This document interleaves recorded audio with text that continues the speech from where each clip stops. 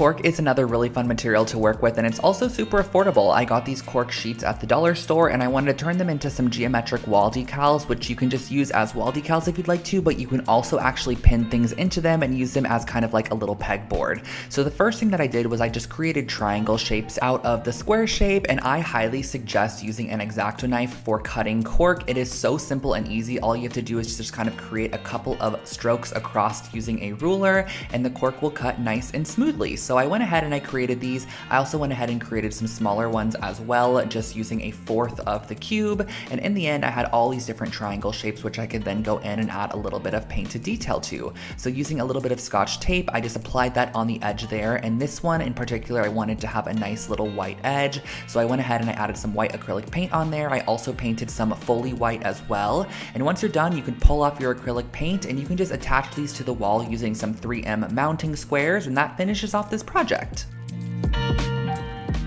Another super affordable wall decor piece is a pressed flower wall art, and you can make this on a canvas, you could put it inside of a shadow box frame, whatever you want to do, but all you're really going to need is a couple of florals and leaves that you could find out in the garden or on a walk down the street. So as you can see here, I just picked up a random variety of different flowers and leaves, and we're going to be using a bit of parchment paper to press these in between some heavy objects. So the first thing that I did was actually rip off a piece of parchment paper, place another piece on top, and on top of that, I placed a ton of my books from school, or when I was going to school, on top of that. And you're going to want to let this dry for about 2 to 3 full days, or until all the water has been drawn out of the pieces and they are completely dry and flattened, ready for the next step of the process. So as you can see here, I have all these flattened leaves and flowers. And lastly, the next step in the process is just to glue these down to a canvas or some form of frame. So I ended up lining them up. I just thought it added a nice minimal approach to this piece, but you can scatter them around, create patterns, however you want to do it. But in the end, you come up with this really cute dried floral wall decor piece.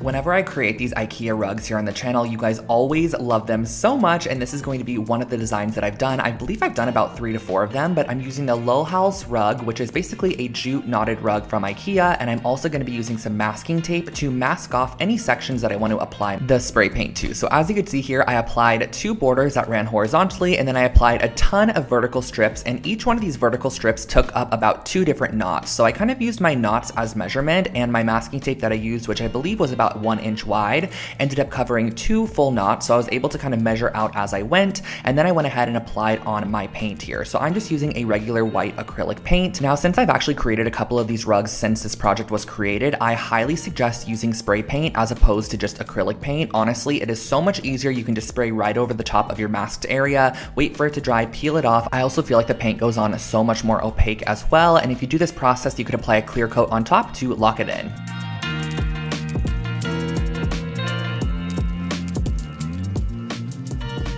Next up, we are creating a set of felt coasters, which are really cute, and I actually upcycled this Putta box from IKEA. I had this in my stash for a while, and I just never ended up using it for any form of storage. So I was like, why don't I go ahead and actually recycle it and turn it into some coasters and just use the fabric, because I didn't find a use for the actual box itself. So all I had to do for this process was honestly use a ramekin. I traced around the outside of the ramekin to create my coaster size, but you can use whatever you have kind of as a marking utensil. And then I went back in with a pair of scissors and just trimmed around all of the excess, and that honestly, you guys, finishes off this project. It was super simple and easy. I just felt like the material on this was super thick and very durable, so I thought it'd be great for a set of coasters. I also intentionally drew right over the top of the stitching line because I love the detail I added, and I just locked in those seams with a little bit of glue on the edge, and that finished off this coaster set.